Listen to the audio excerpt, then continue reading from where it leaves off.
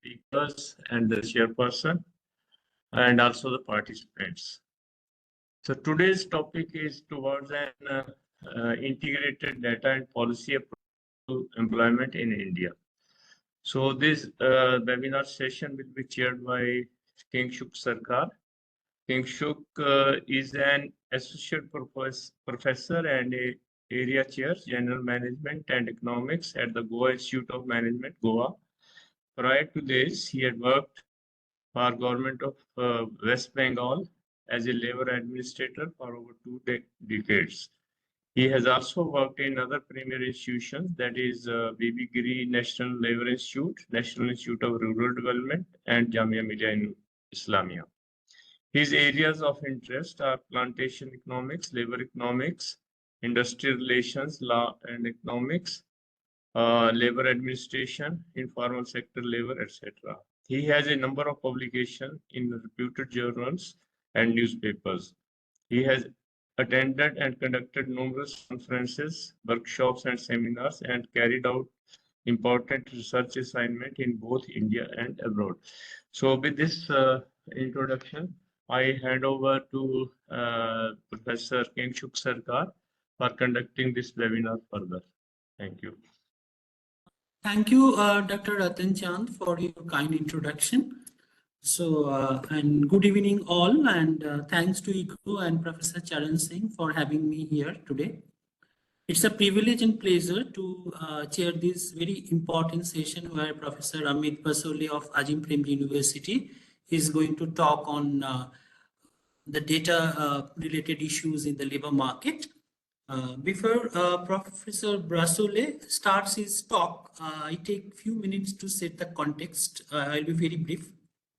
So if you look at the Indian labor market, it is inherently informal, structurally so, and overwhelmingly 93% or at least more than 90% of the labor force are informal. The official sources where you get labor data are all giving you data about regular workers in the formal sector.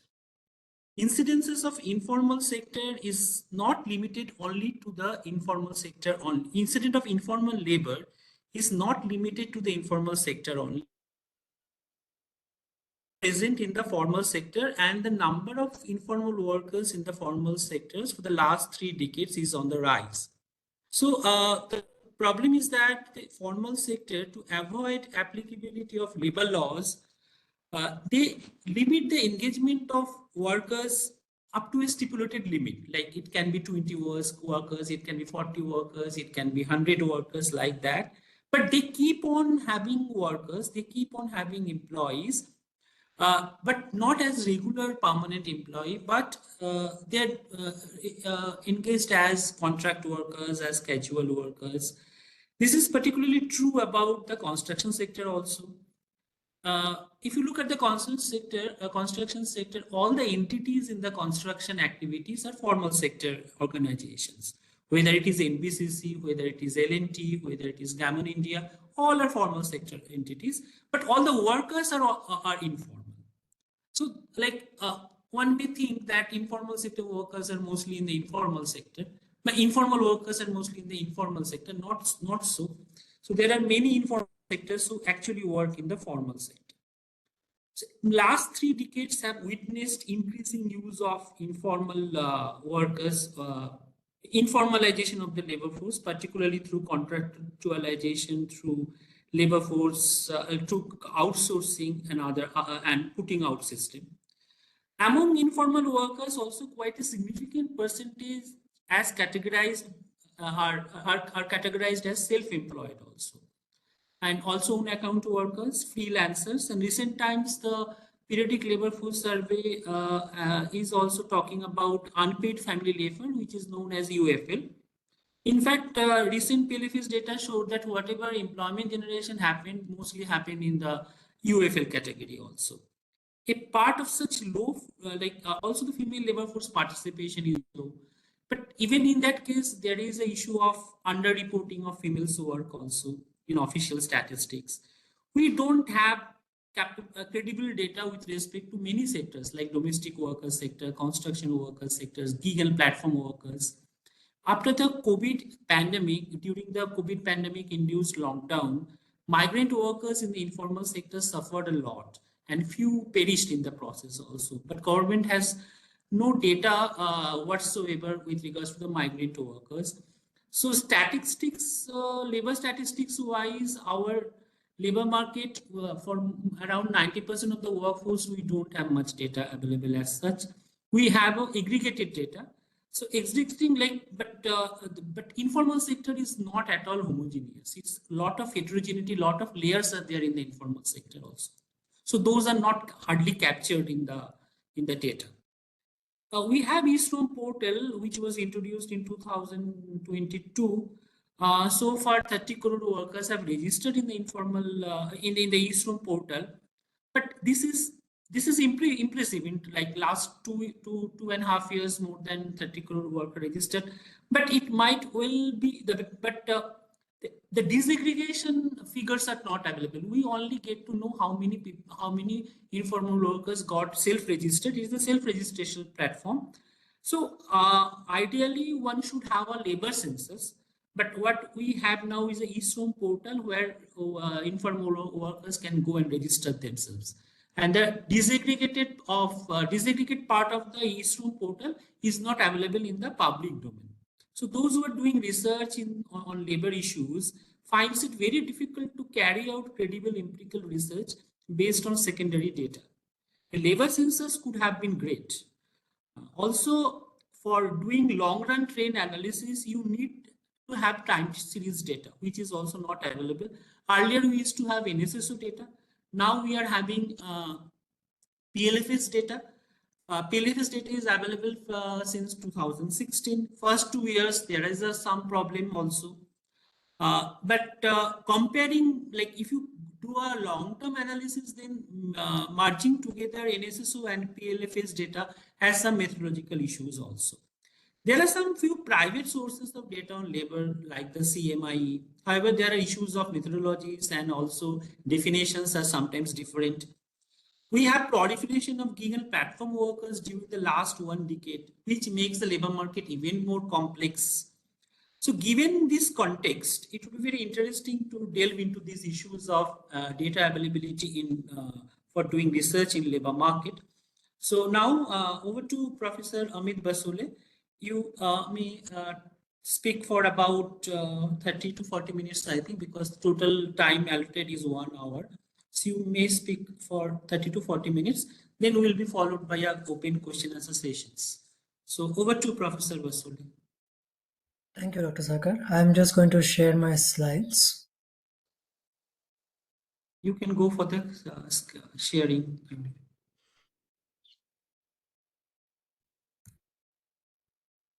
I hope my slides are visible. Your slides are visible. Yeah, thank you. So thank you, Dr. Charan Singh, for the kind invitation. I'm quite honored to be presenting in this forum. I would like to make some remarks in basically 3 big categories. One is data, which Dr. Sarkar also was talking about. The other is a broad understanding of the relationship between employment and economic growth. And the third is specifically to do with policy with respect to job creation and employment. So that's the structure. I hope to take about 10 minutes on each of these and wrap up in about half an hour to 35 minutes. Those of you who may not be aware, we have a center at Azim Premji University that produces these reports called State of Working India. And so far, we have brought out 4 of these. I encourage you to visit our website and check out the reports. So let me jump into it. Just to reiterate a few things, I think that all of us know, but is useful to keep in mind, particularly in the next 40-45 minutes of our discussion. We have a very unique situation in India. Every country is unique in its own way. Our own uniqueness lies in the combination of a low per capita income and a mature political democracy. This is a combination that is indeed very rare in the world, and there is no precedent for structural transformation to have occurred in such a society. We have a very stable social structure which comes with its own pros and cons. I don't have the time to go into all of them, but all of us are aware of how important a role caste plays, gender norm play in our society, which act as, on the one hand, serious constraints and barriers to structural transformation, but also have ensured a certain kind of broadly stable democratic process over the decades. The demographic dividend has been much discussed, but now the time has come to start talking about the fact that it will be shrinking very soon. Regional diversities and differences, of course, come with their own pros and cons. We have a lot of potential of different kinds in different parts of the country. However, we've also seen vast gaps open up between states, between districts, between communities, and so on. What we need, and we've known for a long time, is a horizontally and a vertically integrated approach to employment policy. By horizontally, I mean across different functions and ministries, and by vertically, I mean the three main levels of government.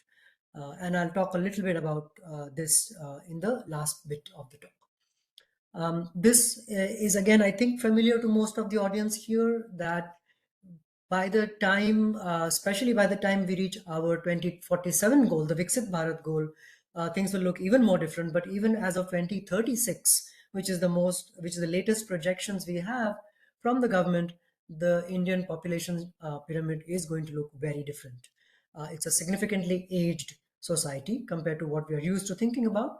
So our demographic dividend is not going to last very much longer.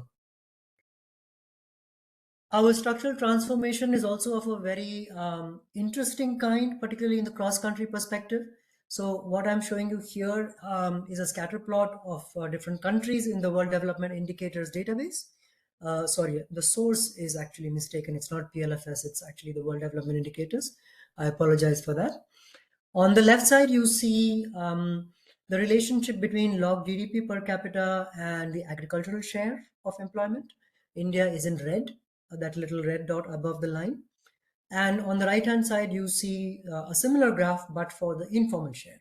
As Dr. Sarkar was alluding to, India has a large informal sector, and this graph tells you that it has a much higher than expected number of people in informal employment in the cross-country perspective, as compared to, say, agriculture. India also has a little bit more people in agriculture than we might expect, but not by as much as informal. So what has happened in terms of the structural transformation is an exit from agriculture and an entry into other kinds of informal employment, in which broadly one can talk about the non-agricultural self-employment, casual work in various industries, particularly construction, which is alluded to, and of course, regular wage work without many benefits or contracts. So all of this is also broadly informal, and that's what builds up the size of the informal sector in India.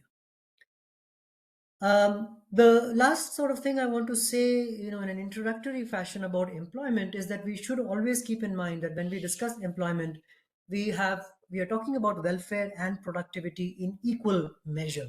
It doesn't serve us to neglect either dimension. When I say welfare, I'm of course talking about the conditions of work, the levels of income, is it a living income or not, social security, dignity and respect, and a balance between work and life, other aspects of life. When we talk about productivity, we are talking about which sectors should jobs grow in, is technological change happening, what is the scale of production, are the infrastructural conditions in place for growth and scale up, and is the human capital development adequate or not. So these are all issues that simultaneously have to be kept in mind when we discuss employment and particularly policy. So let me get into some of the data issues, and then I'll get into the employment proper. I'll point out, I think most of you would have noticed this, that in the last 10 years or so, jobs has overtaken poverty in terms of our public debate and controversy. Poverty used to be much more central stage in our old debates. There has been a new poverty debate that happened recently, but it has been much more muted compared to the older ones. And I think this is in part because poverty, in the sense of deprivation, has declined significantly. Of course, it's not eliminated. Also, educational rates have climbed steeply since 2005. New entrants have come into the labor market with diplomas, degrees, further education of various kinds, and they expect regular wage jobs rather than self-employment. So the aspect of jobs has taken on a much more political and aspirational dimension over the last decade or decade and a half, and that you can see reflected in the data debates as well. Do we have enough data? Don't we have enough data? Those kinds of questions. So in respect to data, I wanted to flag some recent developments at MOSPI, which are positive developments in terms of using data to design policy. First, PLFS. It has a reliable release calendar. It's reasonably fast frequency, meaning that it comes out annually with a short lag. And it allows quarterly estimates as well. Soon, it will also allow monthly estimates, I think coming from this month or next month. The granularity of PLFS is not where we would like it to be. Dr. Sarkar alluded to this, that it gives us national level estimates. In some cases, it gives us state level estimates. But usually we are looking at much more granular kinds of things. We need estimates at districts and so on, which has been a problem with our employment statistics.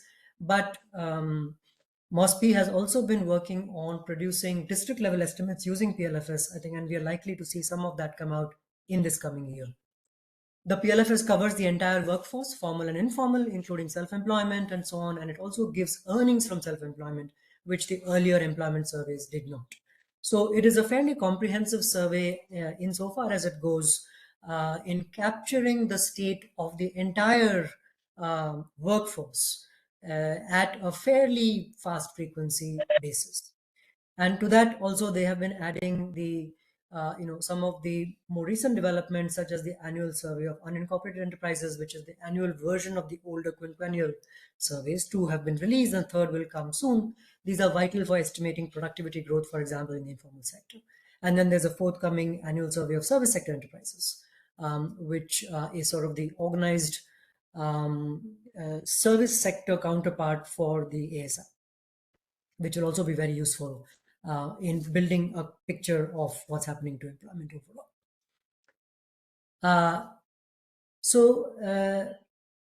Let me say a little bit about bringing employment data into macro policy making. So I'm not talking about microeconomic policy, but macroeconomic policy. And there, as we all know, things like monetary policy and so on are decided at a very fast frequency level. And we've never had employment data available at that frequency. We haven't felt the need for that either. Now we have availability of quarterly and soon monthly employment data. There is a possibility to include this into macro policy making now more than ever before. But we have to be cautious. India is a dual economy, meaning that there is, in a Lewisian sense, a surplus labor sector and then the capitalist sector. And things like the aggregate employment rate or the unemployment rate are not very helpful. They can be quite misleading. For example, Dr. Sarkar alluded to the fact that most of the recent increase in employment that we have seen has occurred in the surplus labor sector. It's in agriculture, it's in self-employment, unpaid family workers, own account workers. It is not in wage employment, particularly regular wage employment. So when we talk about the health of the labor market, when we talk about employment generation, are things improving or not, really we need to pay attention not to the aggregate employment rate or the unemployment rate, but rather indicators such as the self-employment rate. Is the proportion of workers in self-employment declining or rising? Is the proportion of workers in regular wage employment declining or rising? What is happening to real earnings? Right? One can look at just the trends in themselves, or one can look at the elasticity with respect to output growth. They will tell us various different aspects of the problem. But the point is to go beyond those kinds of headline things that we are used to looking at. So using the kind of information that the PLFS does, the question I have at the end here is, can we develop direct employment targets for macro policy instead of relying on the output channel? Right now, the macro policy thinking is, let's focus on output growth, on GDP growth, and then employment will follow. That has not generally been the case in India, in other countries who have seen jobless growth. So we need to think a little bit beyond this. I will not go a little very much into this. I can return to it in the questions if people are interested. There has been a lot of debate about whether we should rely on surveys like PLFS or other surveys. Should we be moving to administrative data, EPFO, other kinds of things? And needless to say, they both have their pros and cons. We can't afford to really ignore either if we want to build up a holistic, fast frequency, granular picture. The administrative data is rich. It is often real time. It's a lot of volume, big data. It's often granular, not in the case of EPFO, which unfortunately gives very high aggregates, but other kinds of administrative data goes down to the town or village level, for example, Manrega. But it is only as good as the administrative processes. It is prone to manipulation, it's prone to delays and all kinds of things like that. It's of course self-selected. It only pertains to people to whom that administrative policy applies. So the coverage is usually incomplete. Survey data, on the other hand, doesn't have selection bias if it's properly sampled. And MOSPI has been a world leader in this through the NSSO. It gives a wide range of information for single households, for any given household. It's publicly available and cheap. Its frequency and granularity are much lower than desired. We've already talked about this. There's a downward bias in income consumption, etc. That has also been very regularly commented on. And there can be issues of reliability, respondent bias, and so forth. So neither of them is really the complete answer. We need both. And the pragmatic approach, I think, to take is to use both as much as we are able to, keeping in mind that we are a lower middle income country and we cannot aspire to data quality found in rich countries. I think it's a mistake that we often make, that we compare our own data structures and so on to those that are there in the OECD countries. There is no comparison between us and those countries.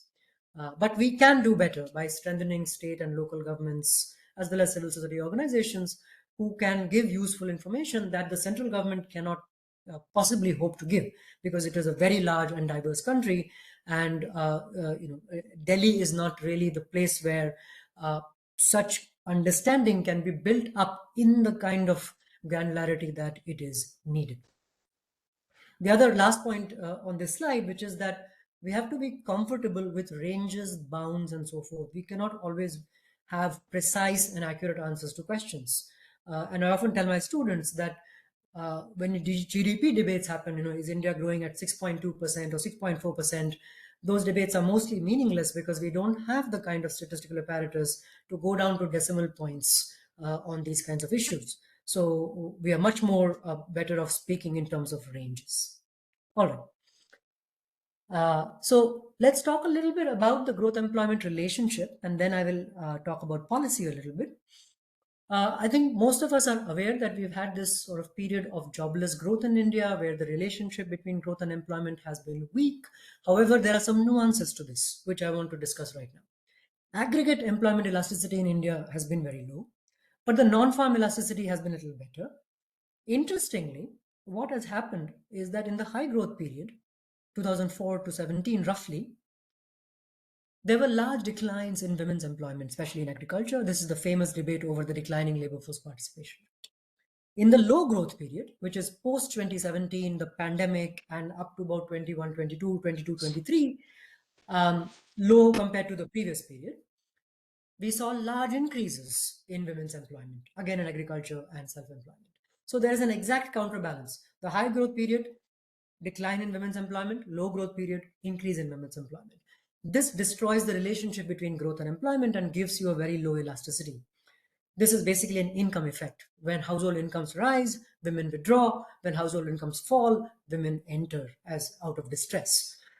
So we need to be cautious when we interpret the overall WPR, LFPR numbers. They have these kinds of gender dynamics at the back.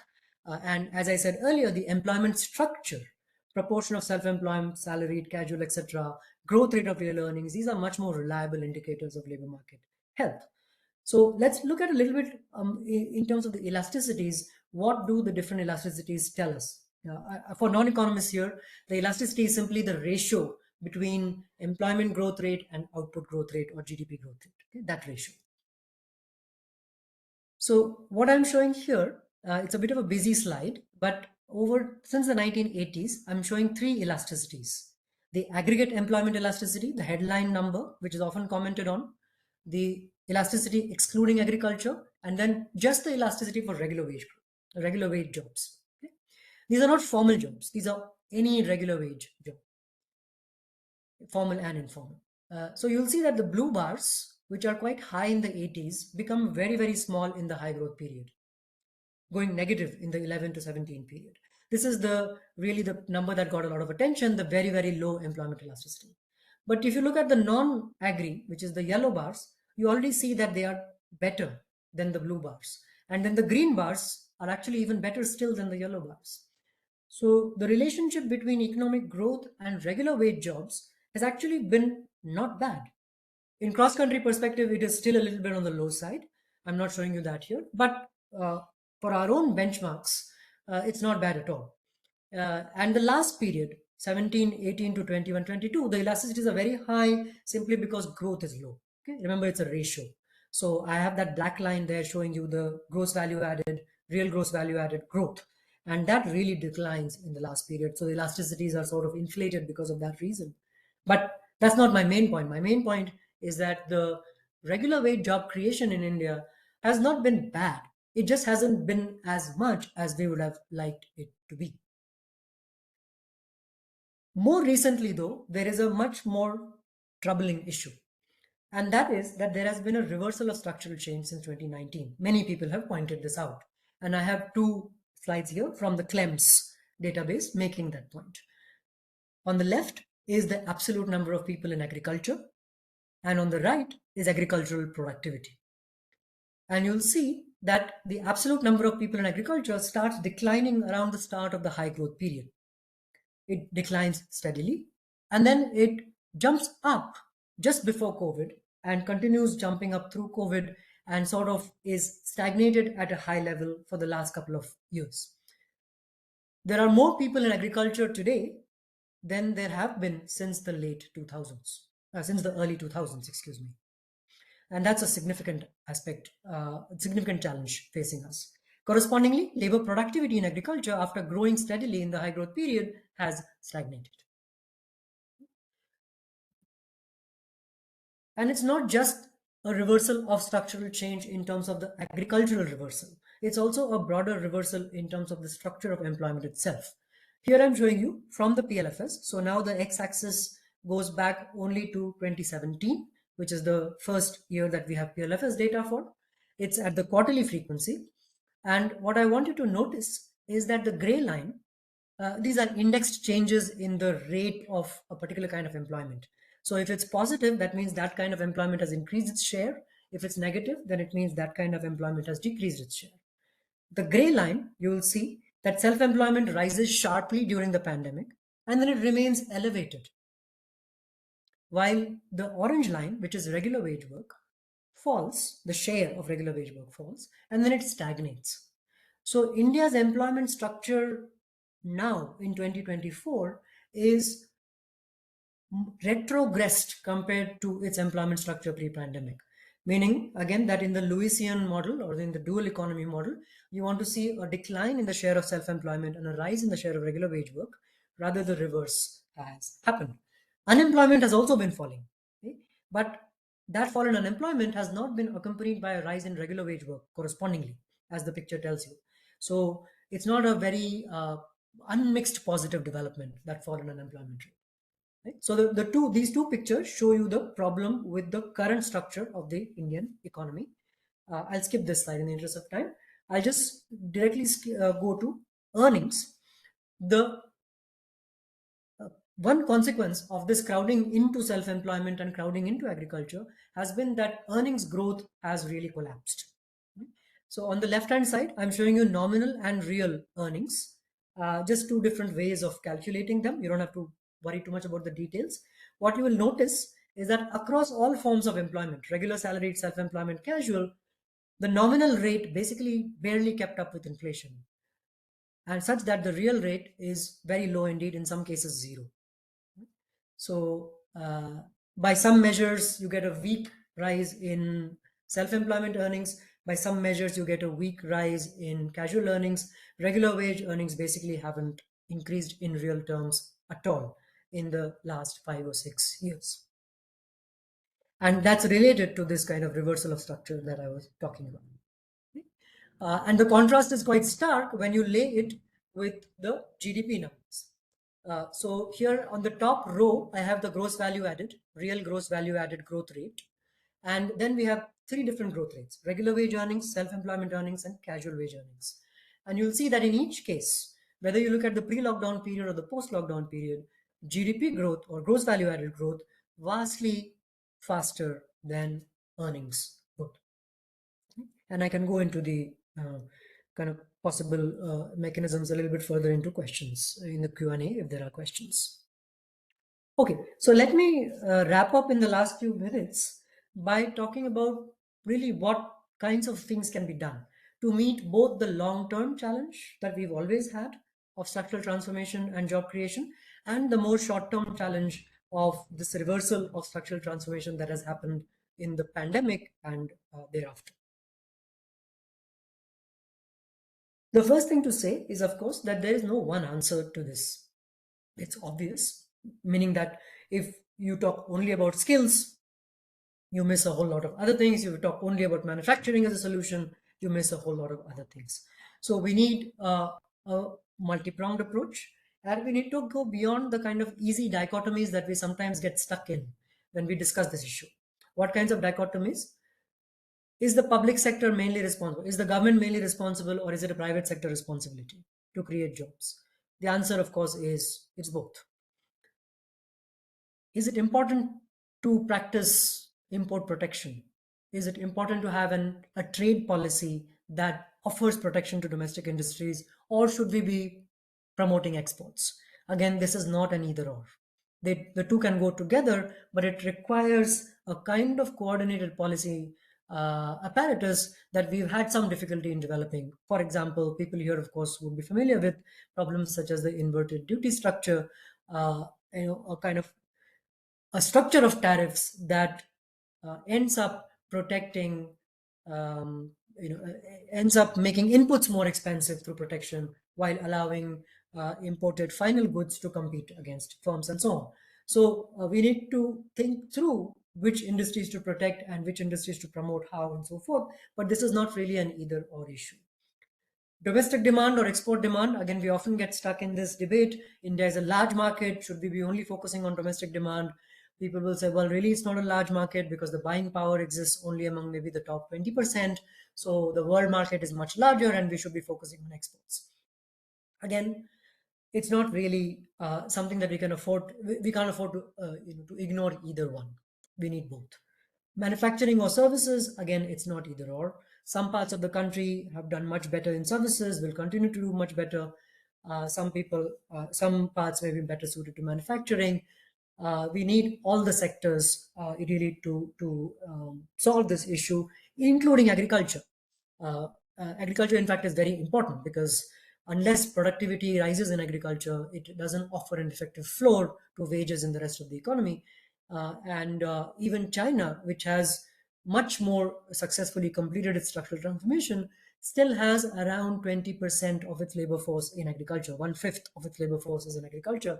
So it tells you that this remains an important sector at much higher levels of income than we have currently.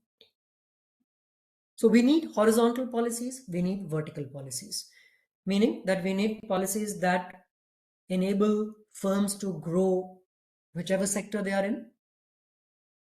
And the classic example of this, of course, is agriculture and human infrastructure and human capital. I'll talk a little bit more about that, but we also need vertical policies, which are sector-specific policies. And I'll talk about that too.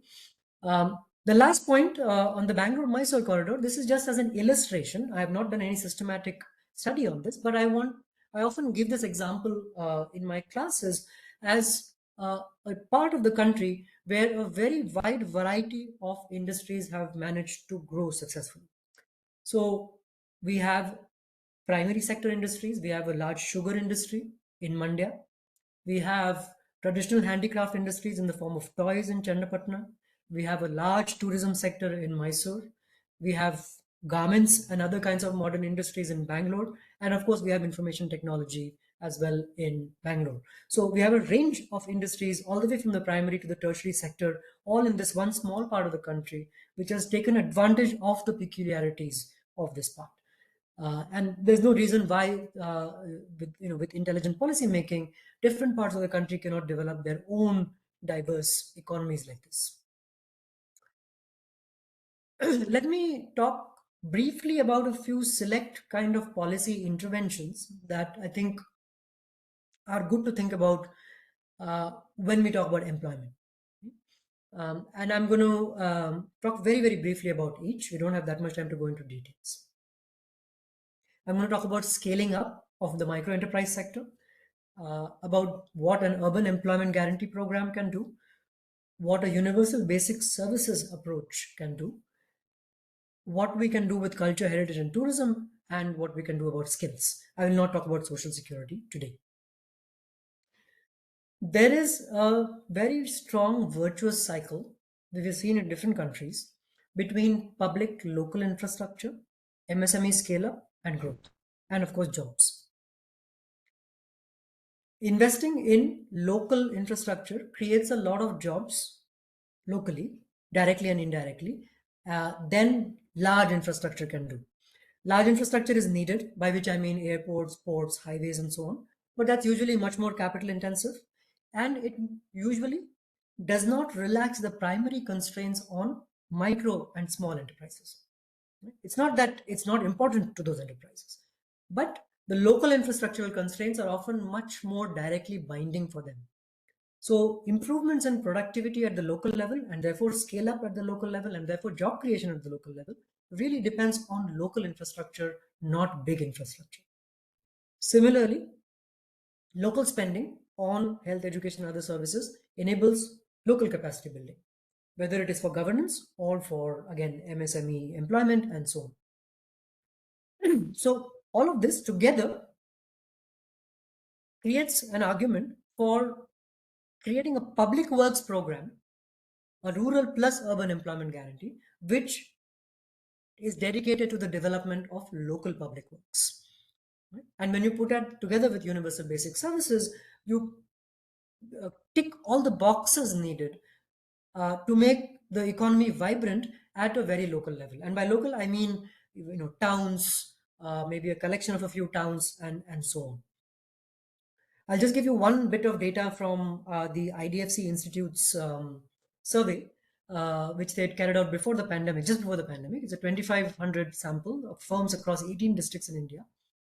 And one of the main focuses of this report was what is the nature of infrastructural constraints to growth of small enterprises.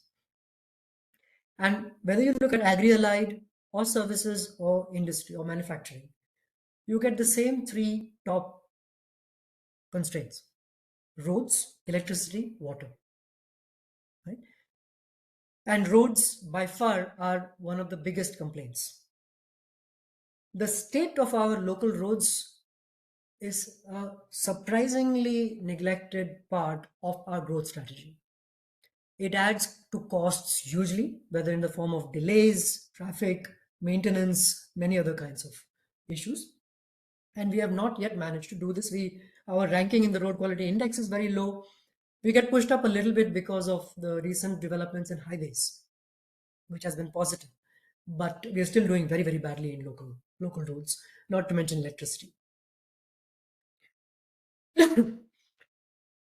The one other policy that we have worked on in the past is quite independent of infrastructural bottlenecks. We also know that micro and small enterprises face a lot of bureaucratic constraints as well. Even if they wish to expand and grow, there are all kinds of things to negotiate in terms of regulations and formalization.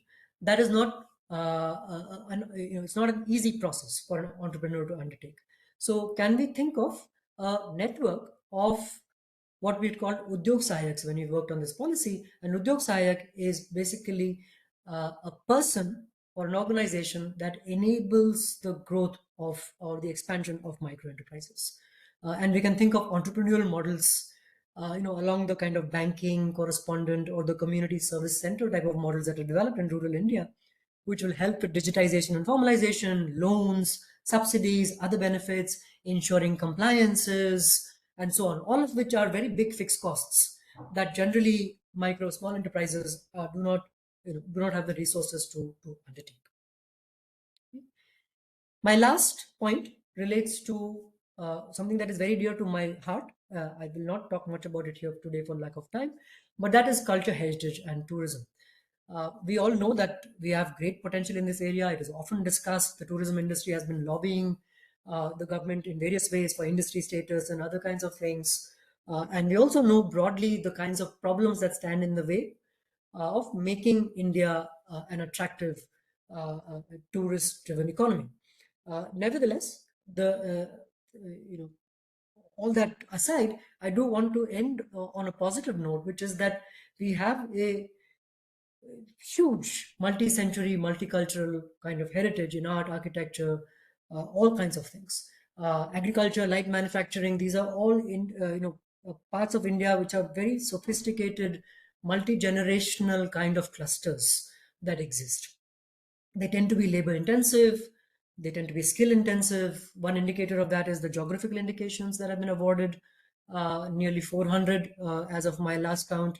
Distinct GIs have been given to clusters in India, employing somewhere between thousands to hundreds of thousands of workers each. So there's tremendous potential in all of this to grow in terms of exports and in terms of jobs. What we need is, again, an approach that focuses multi-sectorally, meaning the link between local manufacturing and, let's say, architectural heritage or tourism, other services such as hotels and restaurants that grow up alongside. So we need to think holistically about that. And it needs to be a bottom-up approach, meaning, again, that the local communities need to be involved in what capacities have to be built up, what skills have to be imparted, etc. And there has to be a strong collaboration between central, state, and local governments. One thing I didn't talk about when I was talking about local infrastructure is one reason why we are so bad at local infrastructure is because our local governments in the towns are dysfunctional. Bangalore, for example, hasn't had elections to its local urban body since 2020. So that's 4 years without elections at the municipal level. We don't have good mechanisms for ensuring that municipalities are financed and are able to deliver what they really need to deliver. We are excessively centralized. And this can be a barrier to all kinds of things, including what I'm talking about here. Finally, the last point is on skills.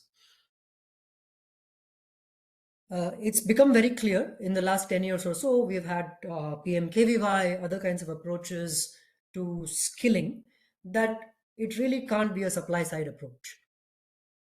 The government doesn't know what to skill in. It has to be a demand-driven approach where firms are partners at the local level in deciding where should investment go, public investment go in terms of training workers. We have a legacy challenge, which is that our education system is a generalist system. The vast majority of our higher educated graduates do not have any specific skills. How to deal with this, meaning how to transition out of this system while still doing justice to those who have acquired this generalist education, is really a very big challenge, which we do not have the answer to. On the other side, those who have not gone to college and so on, do not have diplomas and degrees, have no shortage of skills.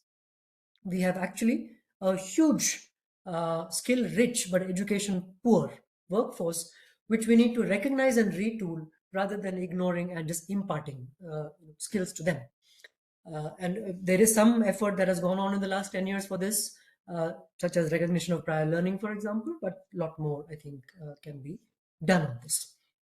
So I kind of went through a very large number of things very quickly, but I'm happy to expand as needed, and I will stop sharing my slides now.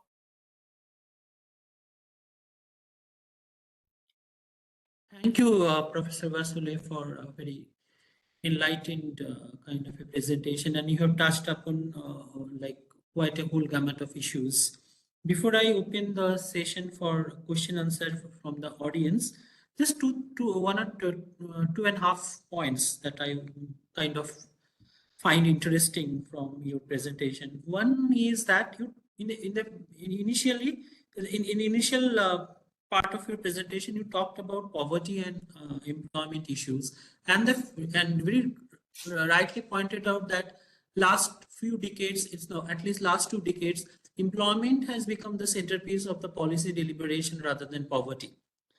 But the thing is that if you look at the inequality and if you see the the quality of employment that is being generated, so maybe people are getting employment in certain cases. But the thing is that like the way our poverty line is defined, okay, the people below the poverty line, people that percentage has gone down. But there are but it's not enough for a very kind of a, we have stuck to minimum wage. We have not graduated to the living wage or fair wage or living wage. These are not there. So even now our national minimum wage, which is not legally enforceable, it is only 178. So rupees 178 per day. And there are many people who earn less than 10,000 rupees a month. So many researchers call this an issue of quote unquote working poor. Means you get employment, you do something, whether you are wage employed or self-employed, but you don't earn decent. Your earning is not decent enough for a kind of a more raising the standard of living is not happening. So we are left with working poor. Your opinion on this? This is the first issue. Second is that talking about like GDP growth rate and the fact that regular employment in certain cases, elasticities are not that bad as you mentioned. But at the same time, 1 or 2 weeks back, there was an industry research paper that came out, FICI and other, I'm forgetting the name. So they found that industry paper showed that profit share has gone up, and the wage share is going down, and this is also a reason why we can have a the growth rate, GDP growth rate was a bit depressed in the last quarter also. So profit share going up, wage share going down, how long this is sustainable? And I also related to the structural transformation to a certain extent, because the Lewisian kind of a thing that we have, this is creating a huge reserve army of labor force. And this huge reserve army of labor force is being used by mostly by the service sector at present, and also by the manufacturing sector as a cheap source of labor. So that these are all, whatever they are, either they are ending up as an urban self-employed informal sector, or they are ending up as an informal sector appendage to the formal sector, informal labor appendage to the formal sector. So this reserve army of labor force is making the labor market behave in such a manner that we are ultimately having a cheap labor kind of a scenario. So in such a scenario, it is that wage profit share will go up and wage share will go down. It is bound to happen. Your take on this, and also it can also lead to reversal of the structural transformation that happened since 2019. And the last point that if you can talk a bit more on that. We keep talking about skill generation, and you rightly said that we are focusing too much on the supply side. It should be demand side.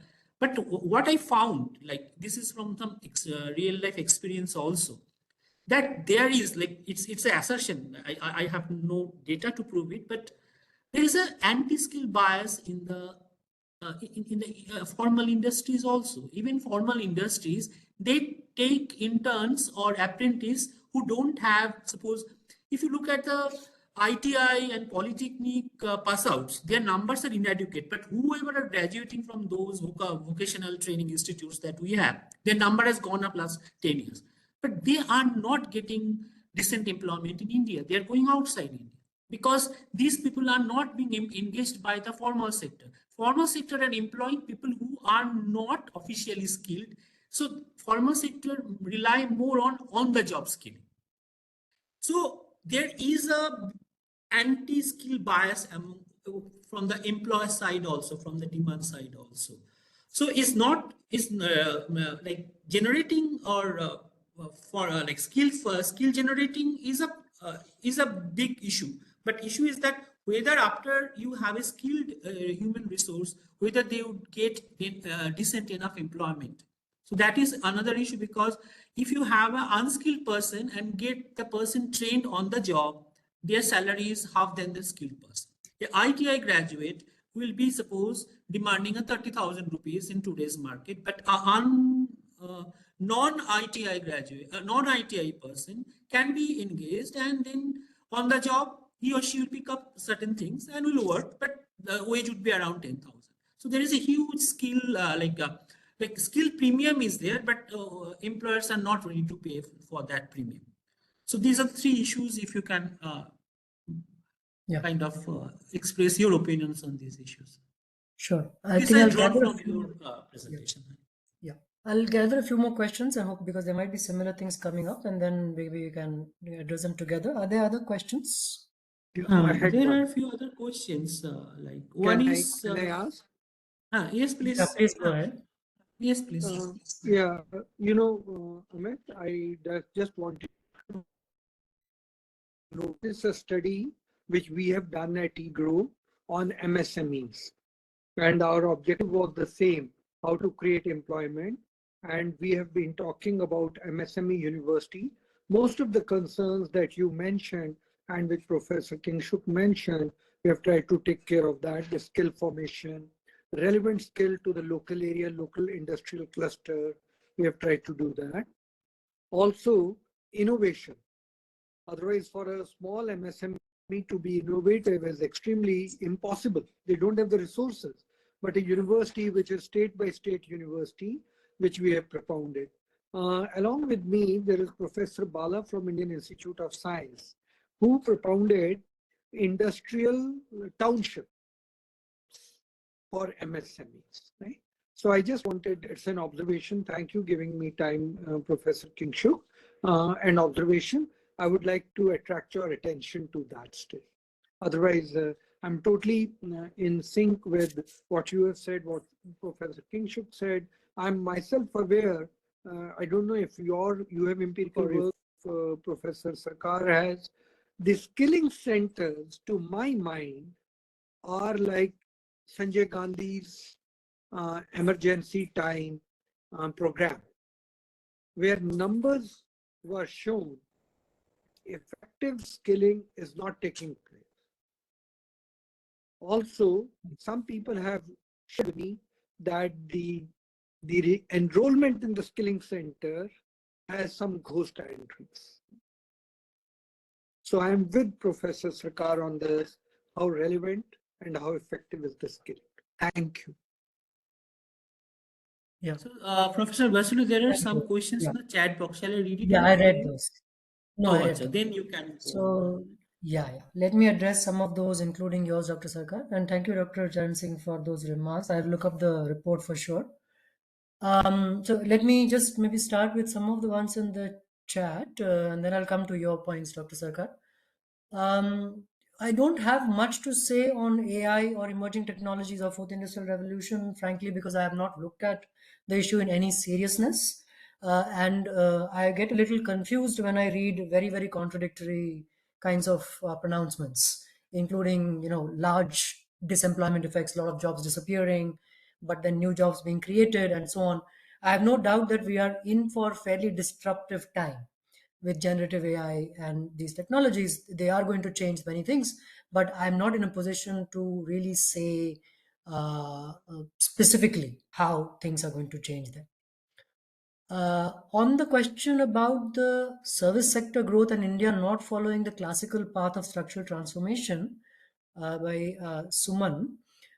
So my understanding here is that there were certain particular conditions to do with a large enough pool of English educated graduates, a kind of fortuitous congruation things that the IT industry was able to take advantage of in the 80s and 90s and so forth, that drove a particular kind of growth. That's the first part of the service sector growth, which is the IT sector. And certainly, the investments in higher education in the early years paid off over there. But the flip side of that is that we never really managed to do the kind of investment in the primary education, which is what China, etc., did to create a workforce for the manufacturing sector. Neither did we manage to take advantage of the world market due to our protectionist policies in the first 30 years or so. I'm not saying that the protectionist policies were all wrong. There were some things to be said for them, but they certainly did mean that when we opened up our economy, China had about 10 years of head start on us, and Korea had about 20 or 30 years of head start on us on this respect. I mentioned China and Korea because we were all in the same position with respect to poverty in the 1950s. But by the time the 1990s come, the three countries look very, very different. So we have not really been able to do that when we should have done it in the 80s and 90s. And now the situation is very, very different. So I didn't say this, but I don't think that what the Chinese did in the 1990s or 80s or the Koreans did in the 70s is really possible for us to do. We need to think very differently about it. Because China and Korea and many other countries already exist, which means that the productivity jump that we have to take in terms of being competitive is that much more. But also because climate change means that there are many new constraints that those countries did not face, nor the earlier industrializers, they also did not face it. So our challenge is a very, very different one today. Also, we are a democracy, which none of these countries were. So we have to think very, very, much more creatively about structural transformation. On Professor Indira Hirve's question, I agree entirely that the link behind that link of income and women's employment hides many things, including the huge constraints imposed on women in terms of mobility, the asymmetric burden of unpaid work, which limits their options in terms of acquiring education, going out to work, many things. So the challenge with respect to bringing women into the workforce has both supply and demand side dimensions. The simple increase in employment rate for women, which has happened recently, cannot be taken at face value because it is the same old kind of agricultural and self-employment that we are seeing. And what Professor Hirve is pointing out is that if we want to see women participate in a different way, in wage employment, in formal employment, much more, then we have to increase publicly available childcare services. We have to improve the asymmetric nature of domestic responsibilities. We have to invest in public transit much more than we have done. All of these things are well known to increase women's participation, and we have not done those things adequately.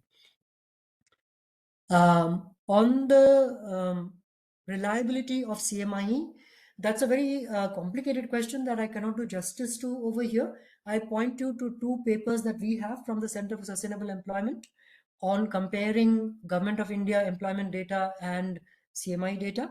One is on incomes and one is on employment. If you Google it, you will get those. That goes into details on how to read the surveys together. In what sense are they comparable? In what sense are they not comparable? But my one-line answer here is there is no need to discard any data set. As long as you understand its limitations, how it is generated, what it is telling you, you can use it for whatever purpose you need it for. The last question here, I think, or maybe last but one, is on the dual economy. We have a huge informal sector. I think this also relates to points that are brought up by Dr. Sarkar as well. I'll just clarify how I'm using the term dual economy and the Lewisian framework. For me, any wage employment, which is to say employment that is generated through labor demand in the capitalist economy, is in one side. And all employment that is not directly generated through labor demand, which is to say self-employment, own account work, unpaid family work, is on the other side. So that means that any kind of precarious wage labor is also in the capitalist sector. Now, I understand obviously that there are many nuances to this. There are workers who get a lot of protection, social security benefits, and so on, and workers who don't. And that's a legitimate challenge to focus on. However, my limited point here was that any kind of job creation in the capitalist sector which exhausts the surplus labor, which is self-employment and agricultural self-employment and so on, is good because it tightens the labor market, it reduces the supply of surplus labor, and it makes it more difficult for employers to offer bad contracts. There are two broad ways in which employers can be prevented from offering bad contracts. And by bad contracts, I mean everything: a not living wage, no benefits, cheating of wages, many things that go on. There are two ways. One, the government improves its policing, and two, the workers increase their bargaining power. And both of those are important. But the second bit is really where the job creation part comes in. The stronger the pace of job creation, the more rapid the tightening of the labor market, the more difficult it is for employers to offer bad contracts because they can't. As long as employers can afford to do it, they continue to do it because they are profit maximizers. That's where the first part comes in, which is that the government has to do something. Now, we all know that the government is broadly on the side of employers for a variety of reasons that we can't go into. And organized labor has been the traditional way in which the rich countries have forced governments to be pro-labor. But because unions have been destroyed, and because surplus labor makes it very hard for unions to come into existence in the first place, we've had a lot of difficulty in creating pro-labor pressure on governments. Again, to me, the answer lies in rapid job creation, because that is going to improve the possibilities of organizing labor much more than when we have vast stores of surplus labor. So I hope some of those points got addressed in this, but I'm happy to come back if there are any follow-ups. Let me go to a couple of other points that Dr. Sarkar mentioned. On the decline in wage share and the rise in profit share, I think this is a very interesting recent development that we have to pay very close attention to. And the chief economic advisor also brought this up a couple of months ago or something, that post-pandemic, there has been a large increase in profits for the larger listed corporates and so on, not for the MSMEs. So there's been an accumulation of savings over there. On the other side, there has been stagnant wages. So therefore, we know that the labor share of income is falling. Now, how far can this continue and we can still hope for high growth? That is the question.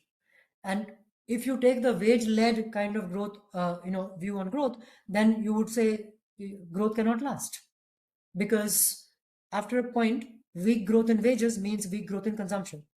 Now, what we have done so far is manage this contradiction, I think, by increasing availability of PDS rations, direct income transfers of all kinds. These have emerged as a way to manage the fact that wages are not growing.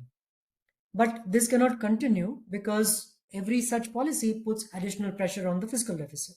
And eventually that is not going to be a sustainable method either. There is no option to rapidly rising wages if you want to improve living standards. You cannot do it through subsidies and through income transfers. Those can only be short-term measures. And the sooner the government realizes this and shifts the focus, the better. But of course, in a democracy, we all realize that there are pressures that are short-term pressures. We cannot, ignore those. And to your first point, Dr. Sarkar, on poverty, I entirely agree that the levels of incomes are abysmal. The poverty line is a deprivation line. I only meant to say that, again, if we want a sustainable solution to this, it comes through productive jobs rather than through any other mechanism such as subsidized food, etc., which cannot really be a long-term solution. Okay, maybe we are running out of time, so I will just quickly wrap up. Universal and Social Security, I saw earlier that Professor Mehrotra was on the call. He may have departed, but he has written much more and knows much more about this than me. So I refer, Anayendu, I refer you to Professor Santosh Mehrotra's writings on how to universalize social security in India, and you'll find a lot of useful information there.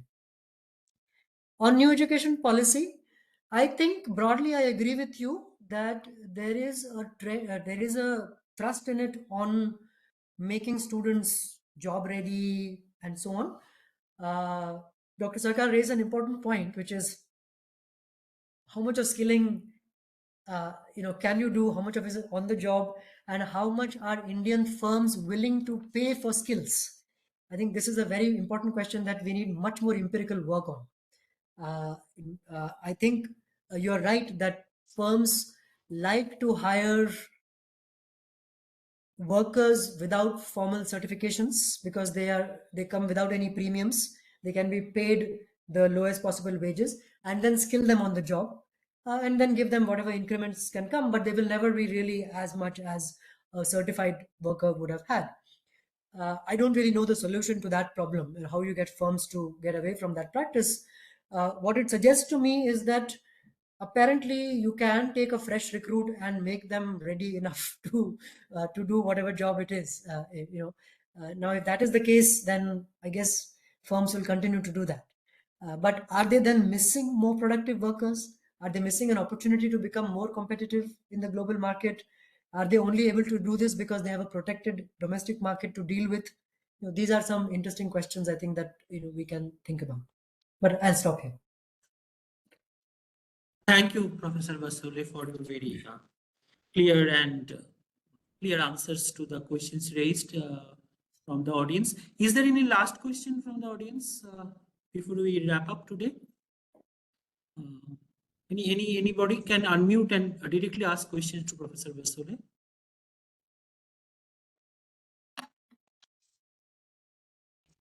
I don't think there are more questions. So thank you very much. There is a yes, be careful. You can unmute and ask the question. Just I was going through some data. The point that I am making from the data is people, those who are least employed, least educated, they are least unemployed. Means most of the unemployed people in India, they are educated unemployment. So it is a question of education that is creating problem. So education, we are producing two types of labor: very high skilled labor, IIT, IIM, and a few premier institutions. And on the other hand, majority of these institutions, they are creating graduates which are not employable. So problem lies in the education policy rather than reskilling, upskilling. These things cannot probably solve the problem. What is your take on this? Yeah, I'm glad you brought this up. I had a graph which I didn't show, which talks about unemployment. And you're absolutely right that unemployment in India is basically young people with higher education. There is hardly any unemployment outside of that group. And even among those with higher education, unemployment only lasts in the 20s and early 30s. By the time you reach your mid 30s, you're married and settled. So if you're a man, you have some job, and if you're a woman, you're out of the labor force. And so either way, unemployment disappears. So what is this unemployment, which is entirely among diploma and degree holders in the ages of 21 to 28 or 29? Who are they? What are they looking for? Are they skilled and not being matched to the jobs that they would do if they found them? Or as Mr. Boye, you're suggesting, they don't have any particular skills. So they are drifting here and there, looking for some kind of job. They don't want to, of course, do casual labor, and they don't want to do self-employment, and they don't want to do agricultural work because they have a degree. So they have aspirations related to the degree. They are studying for government jobs for a few years. They're not finding those jobs. They're ending up somewhere. Now, we know that all this is happening, but surprisingly, we have very few studies longitudinally that follow these workers and allow us to understand what happened. That follow a young person over their 20s. How many jobs did they apply for? How many government exams did they sit for? How many times? Did they get a job and then leave it? Finally, where did they settle in what kind of job? Was it an aspirational job or not? We don't understand any of these issues. So I have no doubt that the educational system's problems have a lot to do with this kind of educated unemployment that we have. But unless we understand much more specifically what is the nature of it, we can't even really come up with detailed solutions. Yes, of course, we all know that education should impart some employable skills. I think all of us are agreed with that. So general education that doesn't impart any skills is of no use. We all understand that the NEP maybe tries to do something about it. But I personally would like a lot more information on this critical phase in a young person's life, in their 20s. At a national, I'm not talking about anecdotal information, I'm talking about statistical information that will allow us to design some better policies. And the last point I'll make is, whatever we may do to fix the education system, there are millions of people for whom it is done. They are already in their 20s and 30s.